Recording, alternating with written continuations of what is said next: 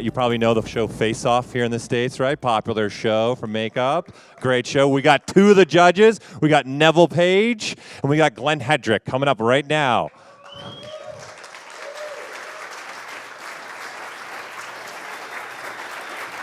Thank you.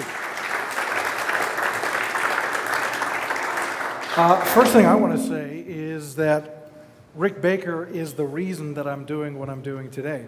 Rick, truly, from the bottom of my heart, thank you so much. So, I'm Neville Page, Glenn Hedrick, and yes, we are judges on Face Off. Currently, we are judging every single one of you, just so you know. The presentation today is a personal project, and the birth and origin of this project was simply to prove a new way of working with concept design and the marriage of an end resulting makeup design. So let me just first give you a little bit of a sense of what it is that I've done for those of you that don't know my work. There should be sound with this.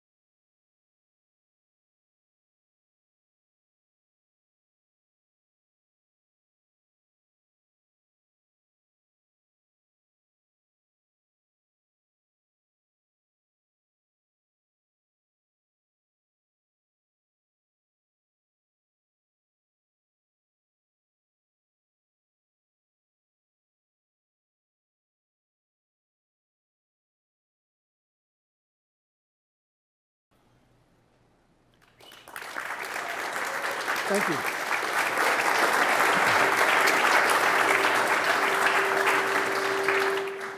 So both Glenn and I have been very fortunate to work in quite some high-profile projects, as you can see. But I'm going to give Glenn the stage here for a second to just talk about a new relationship that we've developed. We've evolved Optic Nerve into a new studio, which we're calling Alchemy, and it's really all about combining elements to transform reality, hence the name. And so we're focusing on bleeding edge integration between digital design, digital printing, and makeup effects. We started working together, of course, on Face Off, but at the studio, it was just a very natural progression into into the projects.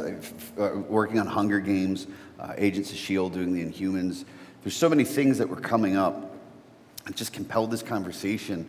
Fast turnarounds, right? Like, so these are not the 6-month production pipeline where you get to try a million things. These are, in 3 weeks, it's going to be in front of a camera. So how do we manage to involve a level of sophistication and access those levels of conversation in days, not months? And the answer was Neville, ZBrush, Photoshop, and getting this stuff in front of the producers at a level where they weren't just signing off on primary form, subform. They're signing off on incredibly specific patterns of striping on some that we can't talk about for like another 3 weeks or something. But in Hunger Games, I'm sure you could piece it together. There's some characters that have really incredible levels of detail. And that is something that just was not possible before digital design got to where it is today. Being able to, in a matter of a few hours, review 10, 15 hyper-specific designs and to be able to provide the producers with an avenue to facilitate their exact vision and then manage to get a makeup together. And so it's combining not only the wonders of digital design, but the very cutting edge, super fast techniques for silicone and what we have to do with translucent paints, which we're going to get into in a bit, for HD resolution. Like I don't remember anyone coming to the shop and asking me if it was okay if they created HD. It just happened. And overnight, you go from being able to pull things off in foam latex to it just doesn't work. The edges are visible in HD. So all these things sort of happened very quickly, very organically, and so we had to come up with solutions and find new, better ways to communicate ideas and to build makeups and get them to set. And that's what it's all about. So that challenge is ever present for what we do. And one of the things that we have to do in design, particularly for film and television, is sell it and make it. The reason why this is such a critical thing to point out is because producers, directors today have evolved an eye that requires a much more resolved image for them to pass judgment. So one of the ways to sell it, meaning to convince the producer, director, whomever is basically paying your bills, is to show them in a way that has tremendous efficacy. So the how of this is about doing it with tremendous efficiency cosmetically in the front end, which is typically where I reside, and then making sure that the design is approved so that when it goes to Glenn, the director knows exactly what it is that they're getting. So I have to prove the design's viability.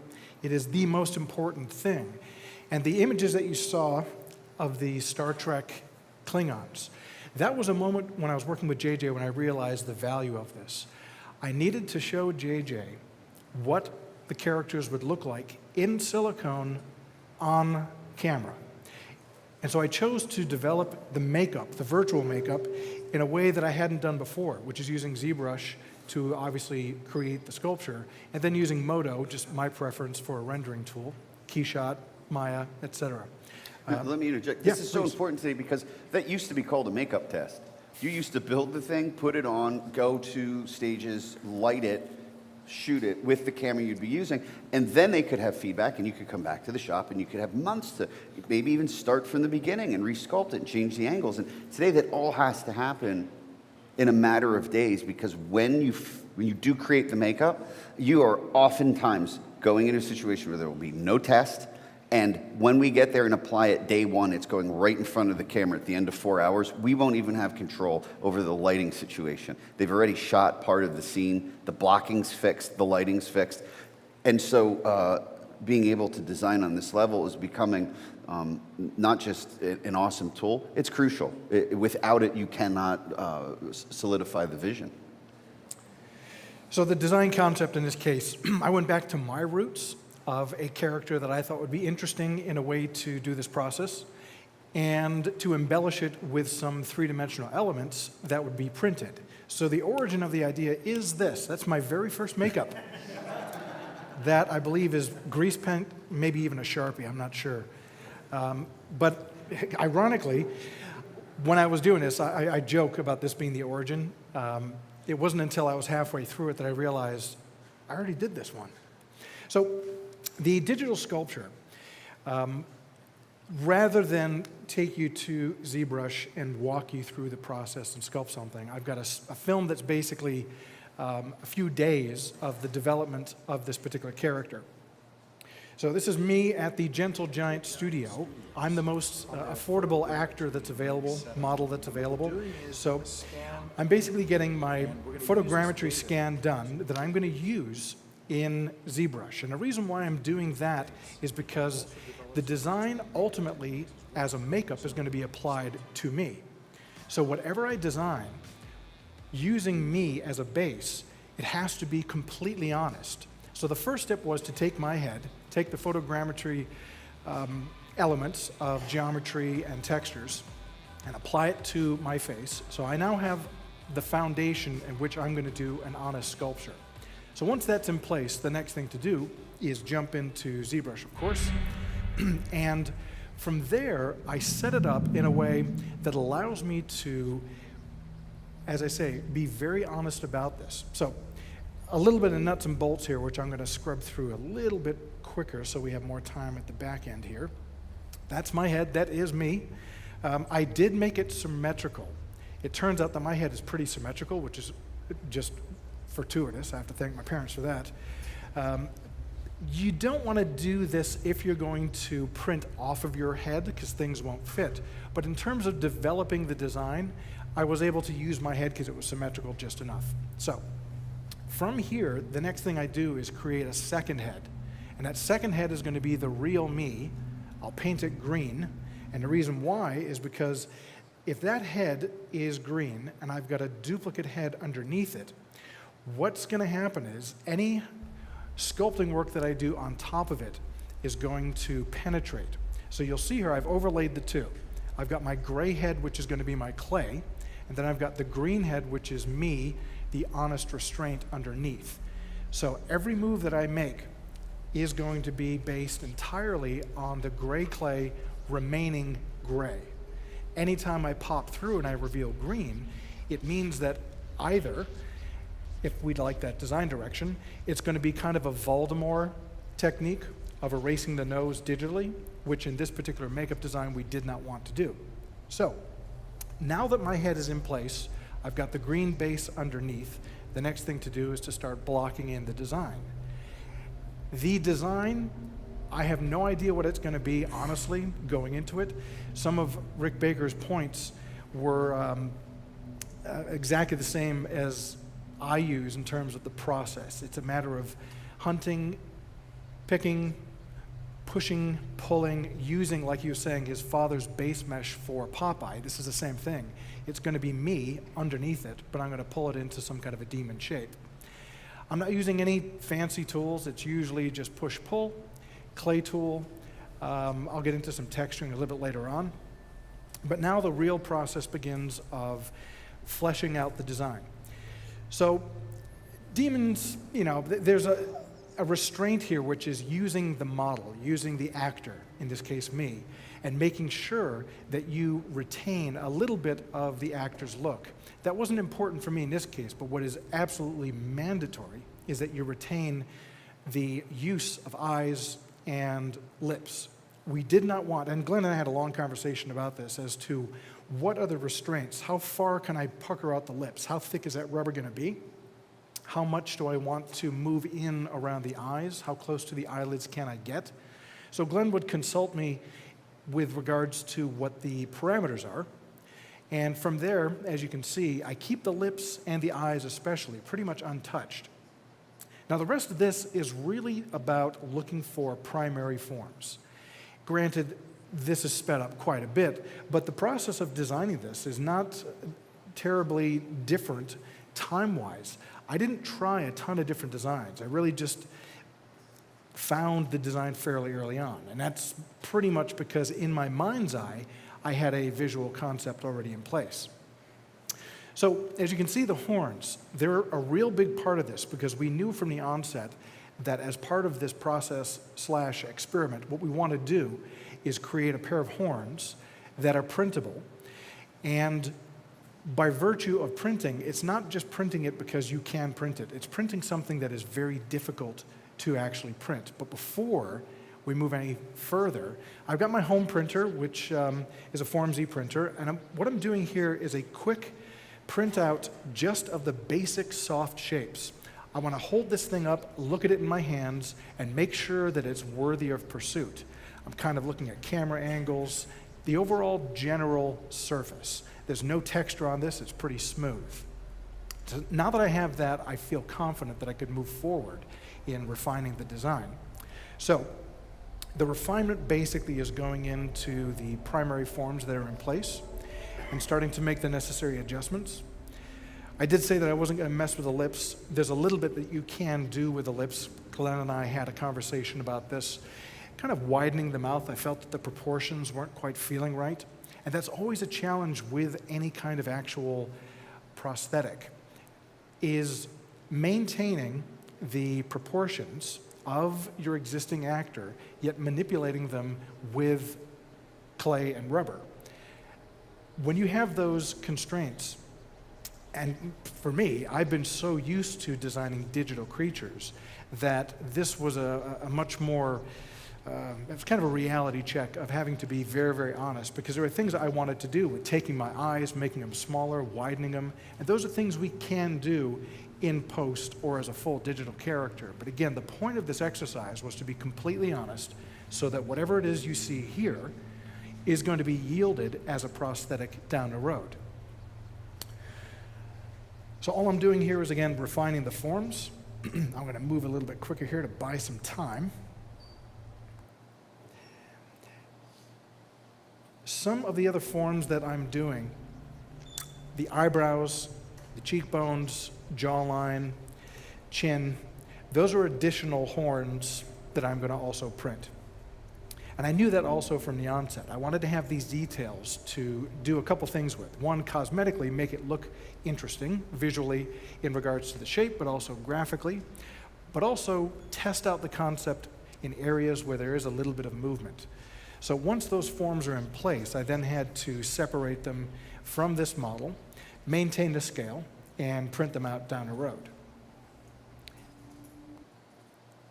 The physical textures is one of those things that, for me as a traditional sculptor, when I say I'm texturing my model, it means I'm carving in shapes. I'm using an orange peel and I'm squeezing it onto the surface.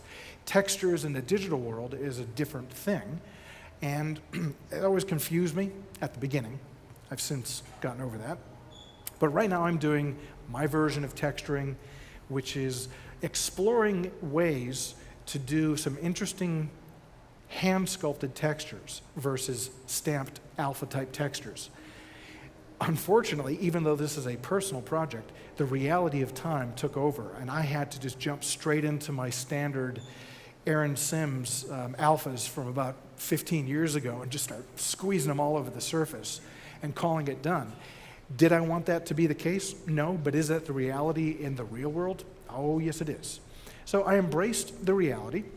And that's one of the reasons why you get things done when you're an independent designer, independent contractor, is that if you set timelines that are realistic for yourself, or even unrealistic, quite frankly, if you just set goals and stick to them, you will accomplish things. So I stuck to the fact that I had a particular set of parameters and a short time frame to achieve these, and I really went quicker than I would like to with my textures. But what it meant was I completed the design in time to then start developing the horns, because we had a very small window to print the horns with 3D Systems and Gentle Giant. They're incredibly generous with their time, their resources, their facility, their machines.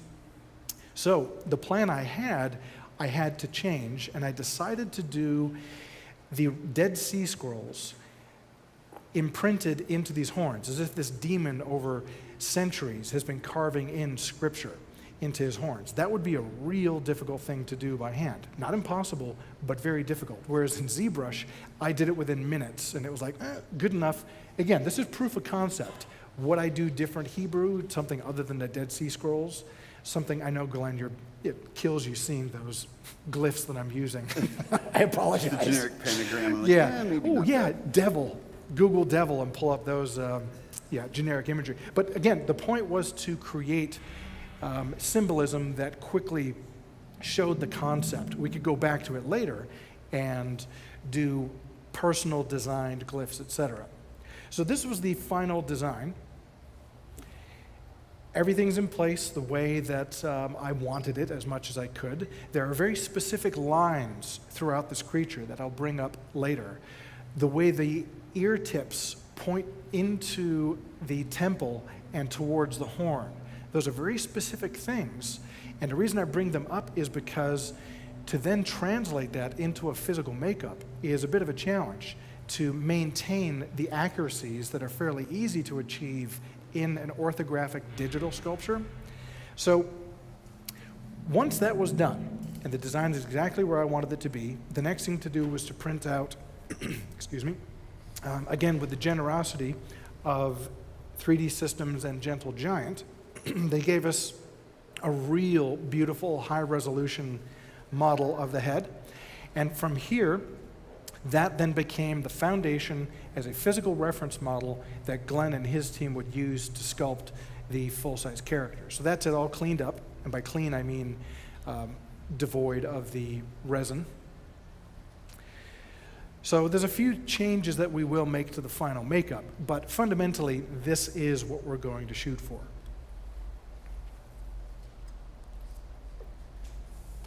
Do you mind turning up the volume a little bit? There's a little bit of ambient sound with this. Keep you in the mood.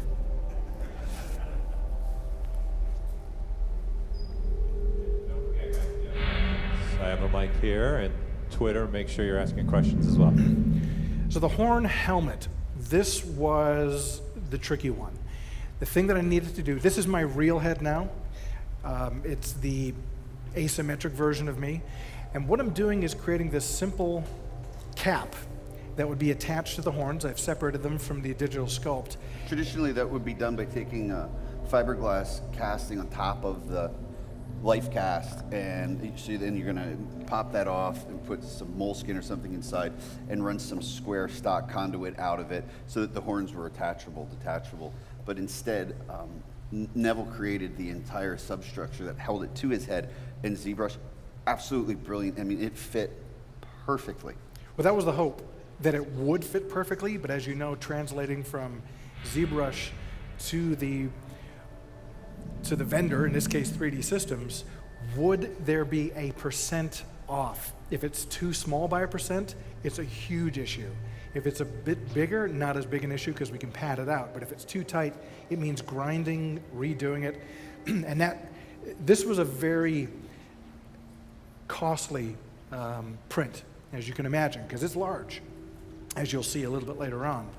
So once that print was complete, I just want you to see some of the details. It was so tight. All that scripture that I quickly slammed into it all came through.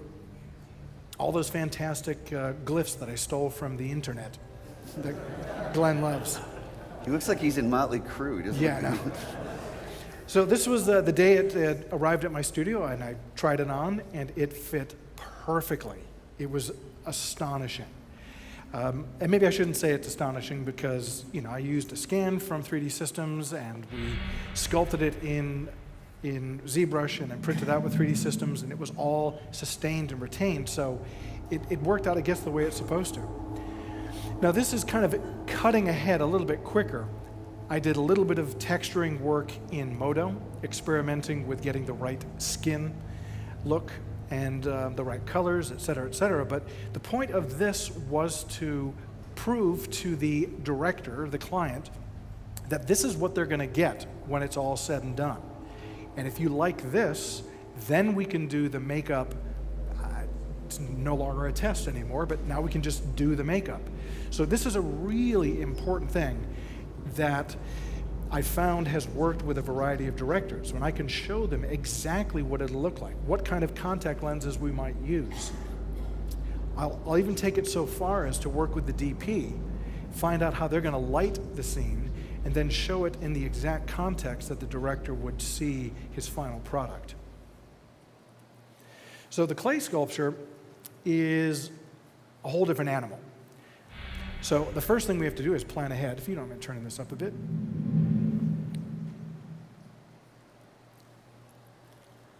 You would need one with the face off and the whole cowl. You said face off?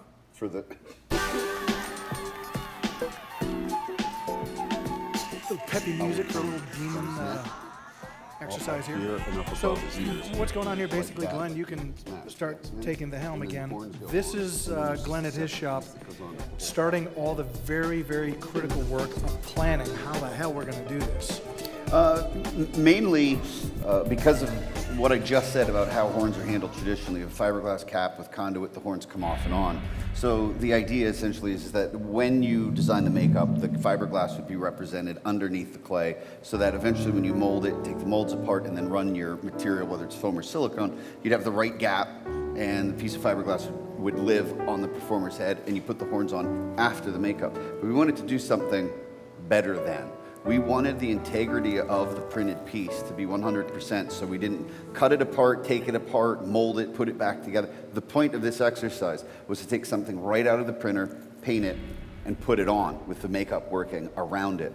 So a big part of that planning process was just figuring out, without boring you with details, the negatives, how the molds would work, how we would facilitate the size of those horns being included in the mold, and then when we had our silicone piece, making it possible to get the horns on and the makeup around it. So if you just think about what that would look like as a makeup, how would you get the material to stretch far enough to get around the tips of the horns and all the way back to the head? Nothing stretches that much. So we came up with a way of creating a flap on the top of the makeup and then allowing us to put it back together. And a huge part of that was creating a second set of the horns, but just the cage. So where the horns come to the surface of the sculpture, the actual horns themselves have been left off, but it's an identical copy of the cage and the base of the horns, which you can see is on the form here. And Nathan, who is here and will be on stage right after us with Sideshow, is sculpting around that base form that exactly matches the entire cage without the art of the horns being on it. I'm more hideous, stained yellow with funky organic hat on. He also has a 1:1 scale. You can't see it in this shot. That was it 1:1 or was it a little smaller? A little smaller. It was a little smaller as a reference to. Sorry, these are some of the pieces printed that Nathan is integrating into the clay sculpture. Always using a reference model, a little bit better than printed images, of course. And one of the biggest challenges is symmetry in a model. But one of the things that we found, which might be obvious, is by using these printed components, it really helped to retain symmetry. Very important, the burn bodies in the back from Hunger Games are wearing the masks from Halloween 3. You'll see here that Nathan's using calipers to go back and forth from the scale reference, and all the hard surfaces, even the ears, were printed. So we were trying here in the first version of integrating the print with the makeup to keep the sculpture as minimal as possible and print as many things as possible. And so the horns would eventually be removed for the casting of the silicone, but having them there to represent the exact base of the form allowed us to create apertures in the sculpture that once you took them out, cleaned them off, and painted it, there's not 15 copies of it, they're not molded even. Those are the pieces that we would just clean off, paint, and then integrate back into the finished makeup. And with the exception of the ear. The cavity on the backside of the ear is my ear. So those fit me perfectly. And the reason why that was important to do as a print is because, remember I said I wanted those ear tips to point very specifically, and we didn't have to wonder what that orientation was. We just placed it right on top of my ear, and that meant they landed exactly where they were supposed to be. One thing that is hard to see, there is, of course, an interpolation process. So you have your scale model, you have the horns that fit perfectly, and the ears and the small horns. As we went, Nathan was constantly gauging the thickness of the clay and adjusting, integrating a little bit of asymmetry to make it look organic and natural, and always being hyper aware of how thick the clay is in any given area. If it's too thin, it's very difficult to demold, especially with silicone, and it will tear. If it's too thick, you lose a lot of your performer's ability to emote through the face. So the big interpolation issue is we know what we want the art to look like, but because of the way that Neville designed this in ZBrush with the green head underneath, he was able to keep the design parameters to where you could replicate it in clay without getting too thick. So Nathan's on the actual life cast now, replicating the design and gauging at all points. So some of the wrinkles are a little thicker than they would have been on the original design, et cetera, et cetera. So there's a Twitter question to Neville, real quick, sorry. Christina Ostapov is asking, Neville, how long did you take sculpting the devil head in ZBrush? The ZBrush sculpture Yes. was very quick, unfortunately. I would have liked to have spent more time, but basically the sculpture in ZBrush took all in 2 days of sculpting and then maybe, sadly, 15 minutes of texturing. And then Nathan was working on it. Do you guys think how long Nathan spent on that in clay? How much time did he get? I think if you were to have compounded it into 8-hour normal work days, I think he spent about 3 days total, so around 24 hours. It was split up over a course of days and smaller sessions, but it was about a 3-day process. This is all you, Glenn. So now what you're looking at is the silicone appliance demolded. We didn't show you the molding process for sake of time for this presentation. So that clay was then molded, and the clay comes out of the mold. It's all cleaned up, goes back on the life cast, creating a cavity, a negative space. That is our design. That's filled with silicone. So what you're seeing here is the final silicone appliance.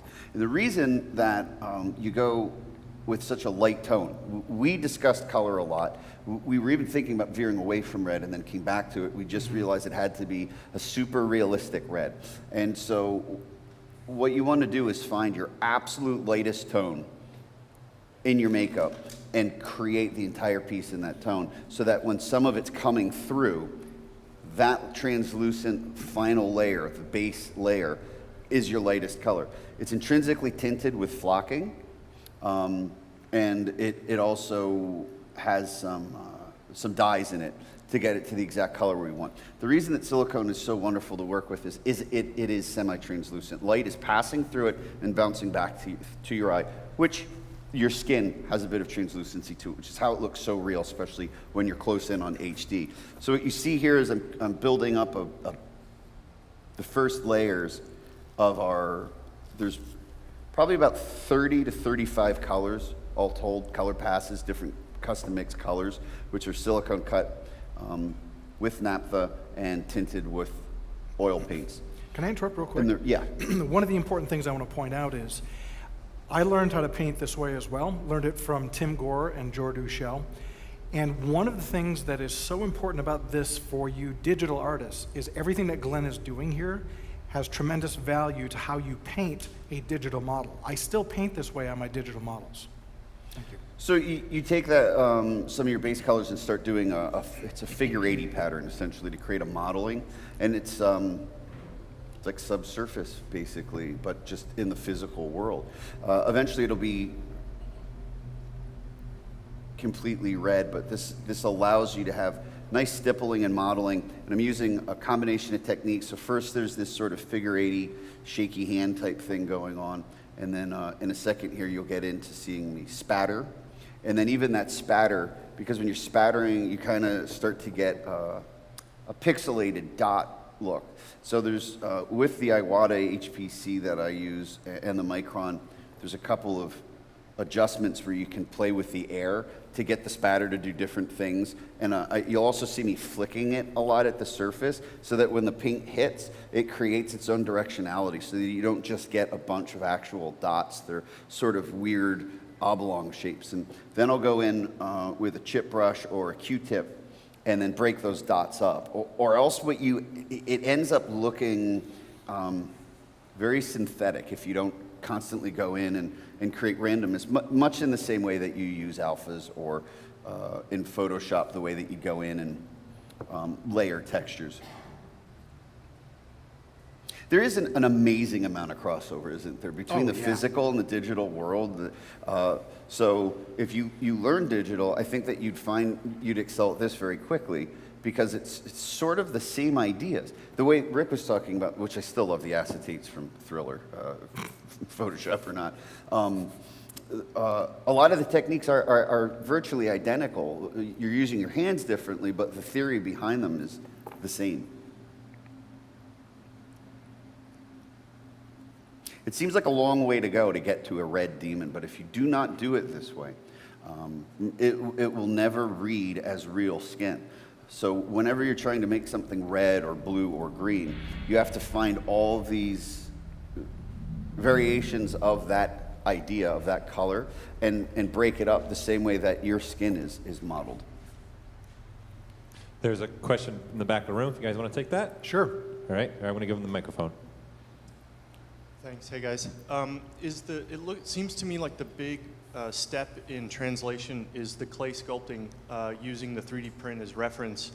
Is there like a vision in your head of the future where you can actually print in silicone or get something sooner that is applicable as the piece in front of the camera? Yep, definitely. As you can imagine with 3D printing, it's moving so fast in so many arenas. Dow Corning printing glass, 60-foot tall towers that are printers printing concrete homes. So yeah, printing a silicone prosthetic is in the works, and it is inevitable. It will happen. So another question here, if you want to field that. So the question I had was in regards to the brush technique that you're using for speckle, how would that translate in the digital sense?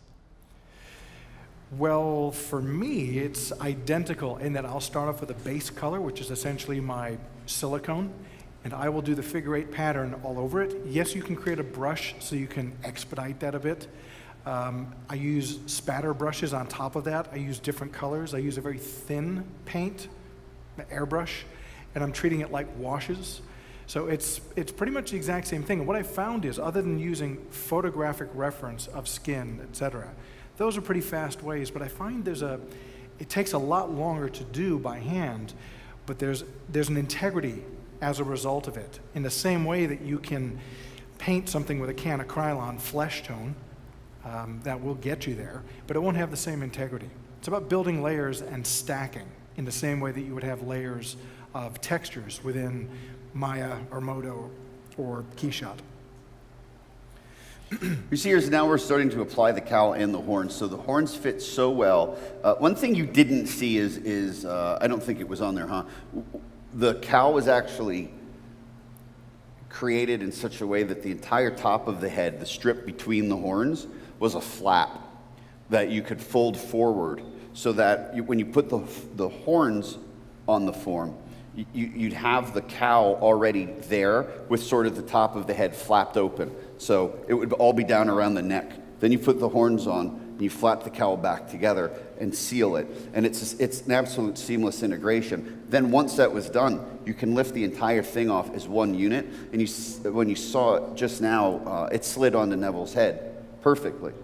So once it was all integrated, you had the entire thing was one piece, and the cage stabilized it all. And what you see right at the top of his nose, in the earlier versions of the cage, that tab came down further, which he created so that on the day we could register it around the top of the nose bone as well to make sure that it wasn't canted to one side or another, so that once we started the glue down, we didn't end up having to adjust it. And then we cut it off for comfortability. It was really just sort of there until we got it in place. There's another question right here on the floor. This is actually related to the first question. Have you guys tried either making a mold from the 3D print to get the negative and then inject it, or also just take the ZBrush sculpt and basically make a negative from that and then inject it with the foam or silicone? The answer is yes. And it can be done. It just requires a special setup of how you create those negative cavities, how you key the molds together, how you build that mold as a printed component so that you can inject into it. It's not that dissimilar to, my background is industrial design, so I've done a lot of manufacturing and traditional steel tooling. So when you create those cavities and how these tools go together, and cooling lines and injection and exit ports, it's the same exact process of knowing how to do that, because the key is to get super thin flash on the edges, which is tricky. So we had a team. This day was the one and only time we could do this makeup application. We had maybe 5 or 6 photographers shooting and filming. We had 3 makeup artists, yourself, Aaron, and Michelle. There's 3 of us. And now is the critical moment, which, Glenn, you can talk about. I'm, of course, in this, so my eyes are shut, and I'm just, holding the rosary beads that Glenn does this properly, because we got one shot at it. This is really the first time we put it together, right? It's on his face, so we have no idea if it's actually going to work until right now. You're gluing it down going, one of the big questions, because you have central to the design, there's a specific thickness to the top of the head. That was part of our planning process. If the silicone was too thin there, the weight of the rest of the cowl would start to pull it away from the horns. So we purposely made it really thick. Then the question was, when we separated it, what did that edge look like? How did the face integrate with the forehead? And so we kind of created that notch in the top so that we could line it up. And then when we made the positive that we sculpted the face on, we took the edge of the cowl and snapped the entire face with the cowl sculpture there, so that when we sculpted the face, we knew exactly where that cowl edge would be. Then we sculpted a super thin blending edge up and over. So where it butts together is thick. It's a ½ inch thick maybe. And then there's a very thin edge that overlaps that entire thing and blends off onto the surface of the cowl. There's a question here from Twitter. What kind of paint was used on the 3D printed piece, and what was the cleanest way to remove the 3D printed support if you had the printer that had supports on it? I'm not sure if you did. Glenn, you can answer the question. Did you see in the supports? Very little. Very little. The print that came from 3D Systems was so incredibly clean. It's one of their best printers, highest resolution printers that they have. So the support is kind of like hair. And all you have to do is grab a wad of that support material and just yank it off, and it comes right off. There's tiny little freckles that are left over, but you can just hit them with like some 220 grit, and it knocks them right off and leaves you with the original printed surface. And the printed surface is perfect. There was nothing I needed to do. And then the painting of the horns was done by Aaron, if I'm not mistaken. Yeah, I kind of zoned one area and just went, that's the palette. Prepping it, we did some, like a prime and paint, an adhesion promoter. So I think we used Bullguard for that. And then there was, once we had that sort of gray primer down, the rest is really quite simple. It was just acrylics and washes, and it held up wonderfully. Sealing it was a bit of a trick, because as beautiful as the paint looked, it was easy to scratch even with the primer. So we went over it with several layers of a dull acrylic sealer until it was tenacious enough not to scratch to the touch. That was the only trick with that material. One of the things that you realize that a makeup artist also has to be is a surgeon. This was scary. Only because I've only had a few of these makeups applied to me in the past, and I don't trust Glenn, which is what made it scary. He's a wise man. One of the big challenges with this application is, again, traditionally, those horns would come off. So at this point in the makeup, you'd normally have the cowl and the face on, and the horns wouldn't be in your way. There'd just be these little square stalks sticking out of his head. And after you were done, you'd put the horns back on. So we knew, because of what we were doing, we accepted our obstacles willingly and went, let's see how that works. Like, let's not take the print apart. Let's not make it easy on ourselves. How hard will it be to glue the face on?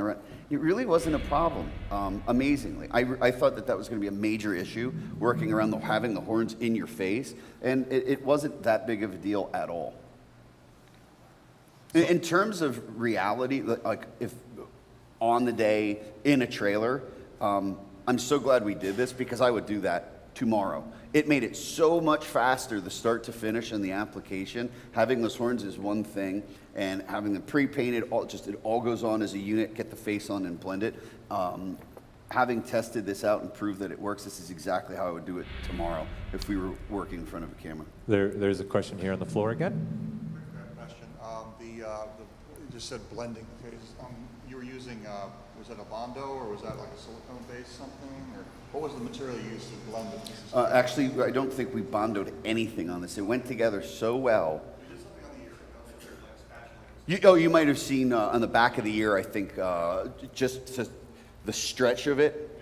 There was a little area there where I think we could have continued that sculpture to a wider area on the back of the head. So yeah, maybe Aaron was bondoing, or maybe I did, I don't remember. That's exactly what it is, prostate bondo. I think we had an area in the back of the ear, and that was pretty much it. On the face where it overlapped, you're just blending it off, and then we powdered it and then did some stipple. How long did the whole process take when Neville was in the chair? It was quick. It was, and we had also a massive amount of lag time to get out of the way to get shots of things, and we had a couple cameras going, and so I think start to finish, in reality, it was probably about 4.5 hours, and the makeup aspect of it was 3, which is insane for a makeup of that complexity, and that's all because of the way that it was designed. Without the digital design process, you could never, that's what it is about, is the efficiency, the efficacious nature of our design to finish process. So not only did the designs allow us to do these things quickly and talk about them and have everyone involved, on the day, it cut down the amount of makeup time because of the way it was designed. That's day one. That's a test makeup, and we got it on in 3 hours. Can you turn the volume up, please? This is a real quick bit of test footage that, for any of you that know After Effects and Houdini, et cetera, forgive me. This was just thrown together just to give you a taste of the beast. Ironically, we don't like being judged. It's true.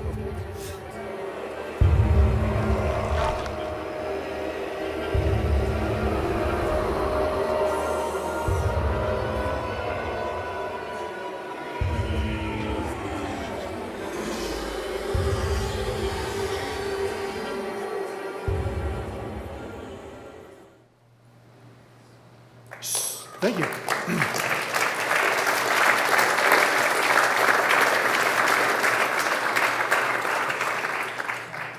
Using this creature in a number of different ways. One of the ways is this is also part of a pitch for a potential television show that's being developed as a graphic illustrated novel right now called Purgatory. There's a group of us putting that together. And the other thing that this is done for is my book, which will be coming out in 2016 December, yet it is a little bit of a plug, Beauty and the Beast.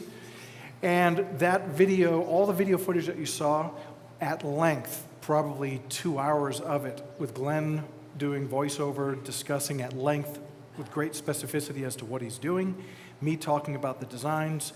The digital model will be available in the book for you to download, print, do whatever you want with, put it on your mantle. So we have a few minutes, I believe, for some Q&A. Yeah, we got a question already right here on the floor for you. Yeah, the digital to traditional workflow seems like an inevitable occurrence. But what made the two of y'all decide to take that step and go, let's do this? Was it something meeting on the show, or was it like I know y'all did a judge challenge where you were both competing for a charity, But was that maybe like the first, like maybe we should look into this whole digital to traditional workflow? No, like prior to that whole thing happening, we get on extraordinarily well as friends, very, very close. And so it was inexorable that we would end up working. And sort of what happens is, because of the predilection for post-production, CGI, VFX, it's not just what is no longer a makeup. It affects, massively impacts the way that films are produced from a pre-production standpoint. And so instead of having 6 months to design maquettes and test makeups, and even on something that you're working on, I did the 2 Hunger Games, you know, all 4 of them, but the last 2 we did back to back. So we wouldn't even start on a character until it was a couple weeks away. That put me in a position where I'm constantly calling and going, can you just bang something out so that we can start the conversation? Can we get something to Marvel to start the conversation about Inhumans? Because for a lot of my career, it has not been the world where you can work on something for 6 months to prove a design. And so you are forced with trying to pull these ideas out of the ether verbally, go back to the studio, get all of your artists on the same page verbally without even a sketch, and then somehow manage to put that in front of the camera in 3 weeks and have everyone happy with it. It was nearly impossible. So it was a very natural evolution. You know, every time something would come up, Neville, like by tomorrow, can you have something by noon so that we have a way to start, it's just a place to start talking about it. It can be love it, hate it, head's too big, head's too green, whatever. And then that just started to, it's everything since then. There's been some aspect of this super fast digital to practical workflow. And then we started going, it was because of the book was the impetus, right? You said, let's do something purposefully that we're in control of artistically. Here's some Twitter questions here for you from Torba Orba and also Trapped in Flesh. They kind of work together. Do you know what resolution 3D Systems printed it at, and were the horns hollow in the print? Yeah, everything that was printed was hollow. The nature of the thickness is a tricky one, and thank you, Paul, for answering my desperate call that day when I couldn't figure out what was happening with shelling. It's now a real simple function within ZBrush, thank goodness. But I wasn't too concerned about the actual dimension of it being 1/4 inch or 1/8 of an inch. I was just concerned with having it be about yay thick. The resolution that they're printing at, I'm afraid I can't give you that number. I wish that I could. I just know that it was the highest resolution they had available, which is pretty damn high. And it wasn't really hollow. It was enshelled, but then it had struts, right? Like all through the inside. There's sort of like... Yeah, there's internal support material. Yeah. But for all intents and purposes, it's hollow. It unbelievably strong. The material that was unbelievably strong. When we went to cut the piece that was used to register the nose, like, I was like hedge clippers on his head trying to get this. It was almost impossible to cut it off. So you almost have to machine it to cut it. I mean, those horns, as long as they were and as thin as they got at the end, you could bounce them off the floor and the tip wouldn't break off. Amazing material.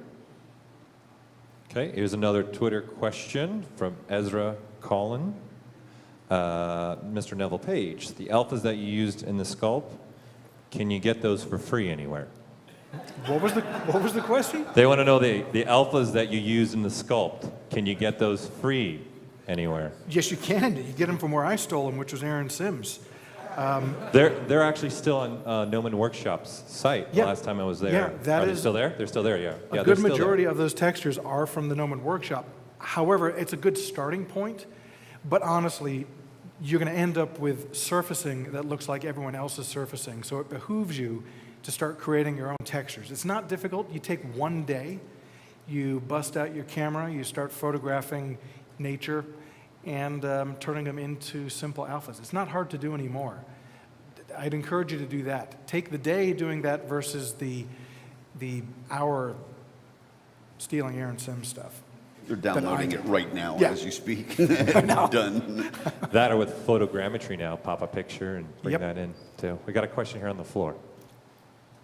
So my question is, as a result of you guys teaming up together, do you think that we're going to start seeing more of this, what we call smart CG, a balance between practical effects and actual CG?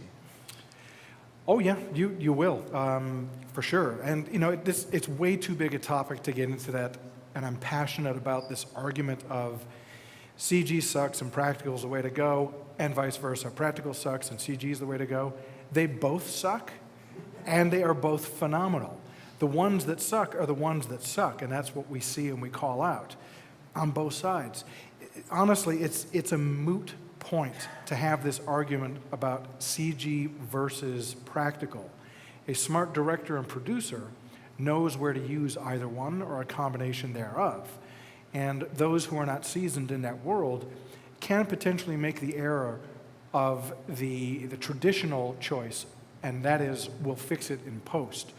And that's an ignorant pursuit that typically results in crap CG. But yeah, I think that Glenn and I, not unlike other makeup and digital artists, are finding that this is a really wonderful marriage of the two to get a practical effect in front of the camera that utilizes CG in certain elements. I'm such an advocate of embracing it and always presenting the best version of something to the producers. And certainly at the beginning, it was sort of like CG was killing makeup effects. And so there's all this sort of pissing match going on whenever you're in a concept meeting about whether it was going to be physical or not. I mean, does it suck that we don't get to do every stage of a transformation as its own pseudonym? Yeah, I wish that we did. But today there is a world where the CG on top of a physical effect is the absolute best version of that, where you can't tell where they stop and where they start. And that's always what we should be working for. And I find that if you embrace it and you really put yourself in a place where you're communicating with the VFX guys and you present a united front, it helps so much now working with Neville because it's coming from a digital place, going to physical, and then we can go back into the digital, and it is meant to be, as opposed to there being nothing on set. The actor's reacting to nothing. There's no performance, and then it's all figured out later in a computer somewhere. If you present a unified front and embrace the perfect mixture of all of them, it ends up being the best version of the gag that you could possibly imagine. Okay, got a question here from the floor. When making the prosthetics, instead of clay sculpting like the cowl and the face, could you have used a difference mesh, printed it, and then cast a mold from that? Could we have used a what? A difference mesh, like if you stored the most target. We're actually talking about, this is sort of stage one of an ongoing project. The next thing, without getting too far into it, is pretty much exactly that concept fleshed out. And hopefully this time next year, you guys will be seeing how that all went. All right, we got two more questions here on the floor for you. Mine's kind of actually more of a statement than a thing. I worked on a project, I came from makeup effects, and I worked on a project recently with Todd Masters, Geronimo from Falling Sky or Night Sky or whatever the hell the show is called. And we took his rubber mask, which was, silicone and beautiful and all that, but then we took it and added life to it by just, literally was just tracking the piece, taking it apart, putting it back together again. We did it all in After Effects, and we were pumping those things out. It was Johnny Banta was the guy who came up with the algorithms and all that stuff. But I, being the makeup artist and a digital artist, they brought me in to kind of figure out what was the best middle ground. But now, as you're saying, when you do the physical and the digital together is when they really sing. And it's also efficacious not only in design, financially. And this is something I can't stress enough. Like, they're not going to give you a B unit today. They're not going to give you 2 weeks when you have a star like a Tom Cruise or somebody and he's got to be in the shots and you're adding weeks because there's so many gags and they take 6 hours per day to get them in the makeup and then you're shooting it. It's just not going to happen. So embracing it from the get-go and designing it to work as a hybrid of VFX, that's the way to go. Like the strain makeups, and you see the tentacles coming out of the faces of the vampires. Could it be done physically with insert head? Yeah, but the gag plays hundreds of times. So are you going to sit there and spend months shooting essentially the same effect? It's beautiful. It integrates wonderfully. We've also, honestly, there's more of this going on at Alchemy. On Spielberg's Extant, we've done a number of gags with the robotic life forms on that show, and pretty much every single makeup that we've done like that, Nev has designed the mechanical parts of it, we've printed them out, and then integrated them into the appliances and lit them and everything. So this is something that is very much already a part of our daily workflow. And then some of the stuff they go in and VFX over it to give it life somewhere that it would take months to deliver that level of fidelity on the side of a face or something, yeah. It's All right, we got perfect. time for these last 2 questions before you get in the back room with Louis over there and the feather boa thing happening. You kind of answered my question, but no. I wanted to know if you guys had any. Are you using the same demon to kind of pitch this idea, and if so, did you have any problems with any directors with a completely different genre of a character? They always want to see what it is that they want you to build before you build it. Like, can you build it and show it to us so that we can be sure that we're going to hire you to do it?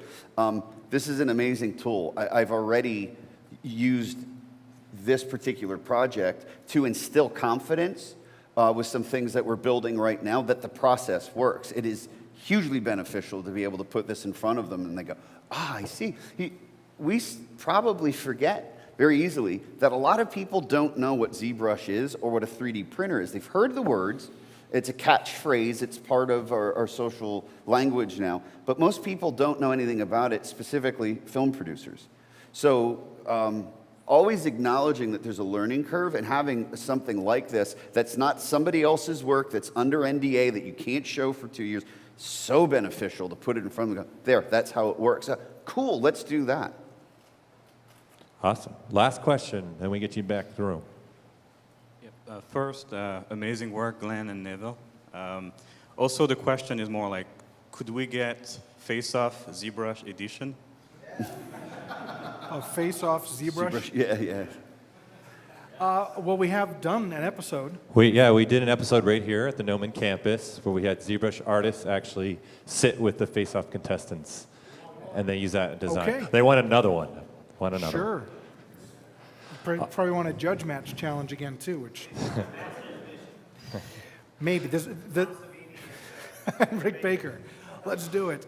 That's all with our producers of Face Off. They're the ones that make the decisions of all the challenges, but we'll bring it to them. Yep. All right, guys, ladies and gentlemen, Neville Page and Glenn Hattrick. Thank you.